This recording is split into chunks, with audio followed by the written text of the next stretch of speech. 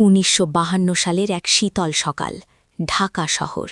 রাস্তায় হাজারো কণ্ঠ একটি দাবিতে উত্তাল। কিন্তু সেই দাবি কি ছিল? একটি দেশ, একটি পতাকা? না, শুধু একটি ভাষা। তারা জানত না কয়েক ঘন্টা পর ইতিহাস রক্তে লেখা হবে।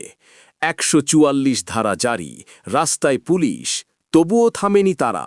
কারণ ভাষা শুধু শব্দ নয়, ভাষা মানে মায়ের ডাক, ভাষা মানে নিজের অস্তিত্ব। সেদিন কয়েকটি তরুণ প্রাণ ঝরে পড়েছিল। কিন্তু প্রশ্ন হল, কেন একটি ভাষার জন্য জীবন দিতে হবে? কিন্তু প্রশ্ন এখনও রয়ে গেছে, আমরা কি সত্যিই আমাদের ভাষাকে সম্মান করি? আমরা কি তার জন্য দাঁড়াতে প্রস্তুত? কারণ ভাষা বেঁচে থাকে তখনই যখন আমরা তাকে বাঁচিয়ে রাখি। ভাষা শুধু কথা নয়, ভাষা আমাদের অস্তিত্ব। তাই নিজের ভাষাকে ভালোবাসুন, সম্মান করুন, বাঁচিয়ে রাখুন। কারণ ভাষা হারালে হারিয়ে যায় সংস্কৃতি, হারিয়ে যায় ইতিহাস, হারিয়ে যায় একটি জাতির আত্মা। সেই আত্মত্যাগের স্বীকৃতি আজ শুধু একটি দেশের নয়, পুরো বিশ্বের।